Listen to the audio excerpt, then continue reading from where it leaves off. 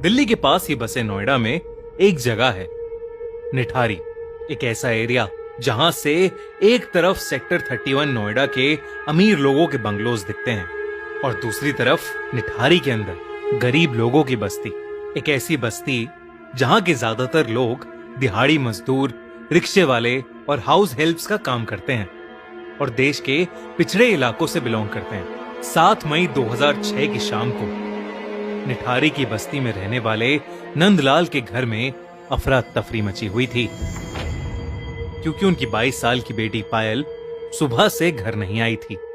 उसने अपने पिता से कहा था कि वो सेक्टर 31 की कोठी नंबर D5 में नौकरी के लिए जा रही है, पर जब से वो वहां गई थी उसका फोन स्विच्ड ऑफ जा रहा था। जब काफी देर तक वो घर नहीं आई तो उसके माता पिता बहुत डरने लगे, क्योंकि निठारी में पिछले 2 साल से कई छोटे बच्चे और जवान लोग गायब हो रहे थे। नंदलाल से और नहीं रहा गया और उसने खुद अपनी बेटी को ढूंढने का फैसला किया। सबसे पहले उसने उस रिक्शे वाले को ढूंढा जिसने पायल को D5 तक छोड़ा था। वो रिक्शे वाला D5 का नाम सुनते ही भड़क गया और उसने बताया कि उसने पायल को वहां छोड़ा तो था, पर वो बिना पैसे दिए ही घर के अंदर चली गई। उसे लगा कि वो वापस आकर उसे पैसे देगी, मगर वो वापस आई ही नहीं। जब उसने घंटी बजाई तो उस घर का 36 साल का नौकर सुरिंदर कोली बाहर निकला और उसने कहा कि पायल वहां से चली गई है। जब रिक्शे वाले ने उसकी बात को झूठ कहा तो कोली ने एक ईंट उठाकर उसकी तरफ फेंकी और उसे वहां से भगा दिया। ये सुनकर नंदलाल का शक यकीन में बदल गया। नंदलाल को लग रहा था कि उसकी बेटी के गायब होने में कोठी नंबर D5 में रहने वाले लोगों का ही हाथ था। बिना देरी किए नंदलाल लोकल पुलिस स्टेशन चला गया, पर पुलिस वालों ने उसकी बात को टाल दिया, क्योंकि 2004 से निठारी में ऐसे कई केसेस उनके पास रोज आ रहे थे। नंदलाल बहुत रिक्वेस्ट करने लगा, पर पुलिस ने उसको वहां से ये कहकर भगा दिया कि पायल किसी लड़के के साथ भाग गई होगी। अगले दिन नंदलाल खुद D5 गया। घर के अंदर से घर का मालिक 52 इयर्स यानी 52 साल का मनिंदर सिंह पंडेर बाहर आया, जिसने पायल को पहचानने से ही मना कर दिया। नंदलाल और उसकी बीवी पूरी तरह से टूट चुके थे, क्योंकि कोई भी उनकी मदद नहीं कर रहा था। वो दोनों पूरी रात बस रोते रहे और फिर नंदलाल ने डिसाइड किया कि चाहे कुछ भी हो जाए वो अपनी बेटी को ढूंढ कर ही रहेगा। उसके पास थोड़े पैसे जमा थे तो उसने एक वकील को हायर करके कोर्ट में अपील की। चीफ मजिस्ट्रेट ने उसका केस देखा और पुलिस को ऑर्डर किया कि वो उसकी FIR दर्ज करें और उस पर तुरंत एक्शन लें।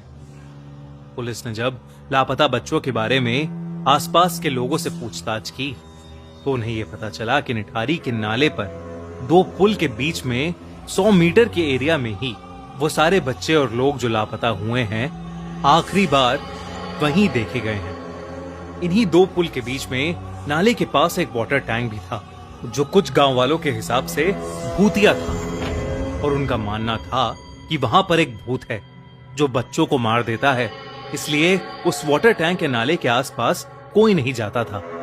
पुलिस ने उस 100 मीटर के स्ट्रेच को ब्लैक होल का नाम दे दिया और वो उसकी पेट्रोलिंग करने लगे, लेकिन उनकी पेट्रोलिंग के बावजूद भी वहां से बच्चे गायब होते रहे। पर वहां ऐसा क्या था? क्या सच में वहां कोई भूत था, या ये किसी गैंग या किसी सीरियल किलर का काम था? इस सवाल का जवाब उस वक्त किसी को नहीं मिल पा रहा था, क्योंकि पुलिस पर प्रेशर बहुत ज्यादा था। तो पुलिस ने पायल के फोन को ट्रैकिंग पर लगवाया और मनिंदर सिंह पंडेर को भी इंटेरोगेट किया, पर मनिंदर ने कहा कि वो पायल के गायब होने वाले दिन चंडीगढ़ में था और अपने पिता का अंतिम संस्कार कर रहा था, जिसका उसके पास प्रूफ भी था। जब चंडीगढ़ में होने का प्रूफ मनिंदर ने पुलिस को दिया तो पुलिस की इन्वेस्टिगेशन फिर से एक डेड एंड पर पहुंच गई। कई महीने बीत गए और नंदलाल और उसकी बीवी अपनी बेटी की याद में तड़पते रहे और निठारी से और भी बच्चे गायब होते रहे। लेकिन फिर एक दिन 26 दिसंबर 2006 को अचानक ही पायल का फोन स्विच ऑन हुआ और वो ट्रैकिंग रडार पर दिखने लगा। पुलिस ने फौरन उस फोन को ट्रैक किया। वो फोन एक रिक्शे वाले के पास मिला, जिसने बताया कि वो फोन उसने किसी और से खरीदा था, लेकिन उसमें सिम पहले से ही था। पुलिस ने जब सिम की इन्वेस्टिगेशन की तो ये सामने आया कि वो सिम सुरिंदर कोहली के नाम पर रजिस्टर्ड था।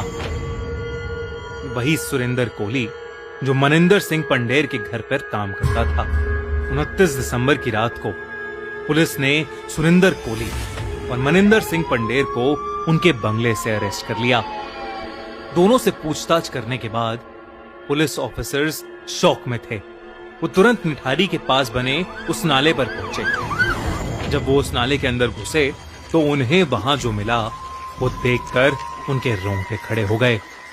उस नाली में कई पॉलिथिन्स थी, जिसमें छोटे बड़े ह्यूमन स्केलेटन्स यानी इंसानी कंकाल थे। एक लड़के का कटा हुआ सर, किसी के शरीर के टुकड़े और ढेर सारे बच्चों के कपड़े चप्पलें थीं, जो उन्हीं बच्चों की थीं जो लापता हुए थे। कुल मिला के उस नाले से 19 स्कल्स यानी 19 खोपड़ियां मिली। उन दोनों ने 19 लोगों का मर्डर किया था। पूछताछ में सुरिंदर कोहली ने पुलिस को बताया कि उसी ने पायल को मारा था।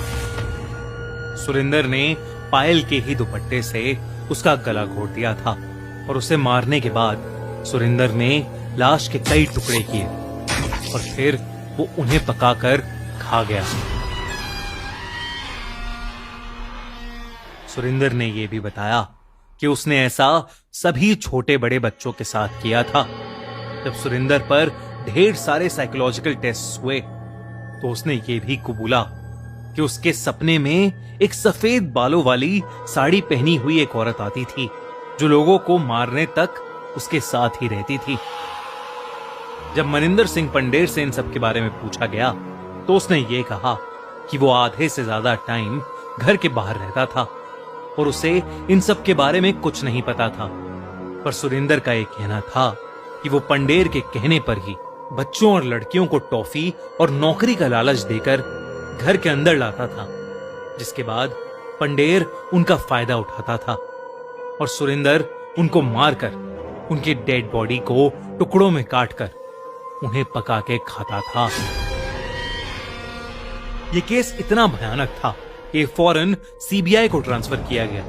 जब सीबीआई ने इन्वेस्टिगेट किया तो उन्हें और भी कई बातें पता चली।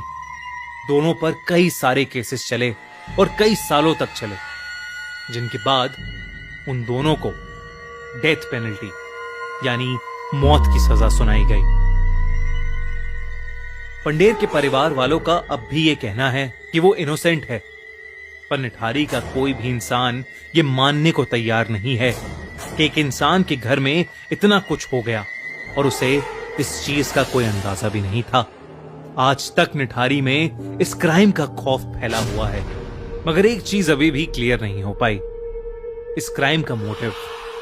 खैर जो भी हो, इससे ज्यादा दरिंदगी भरा केस शायद ना कभी हुआ है और ना ही कभी होगा। आपको क्या लगता है? कमेंट्स में हमें बताइए। और अगर आप चाहते हैं कि हम किसी क्रिमिनल केस को हमारे क्राइम शो में कवर करें तो हमें कमेंट्स में जरूर बताइए।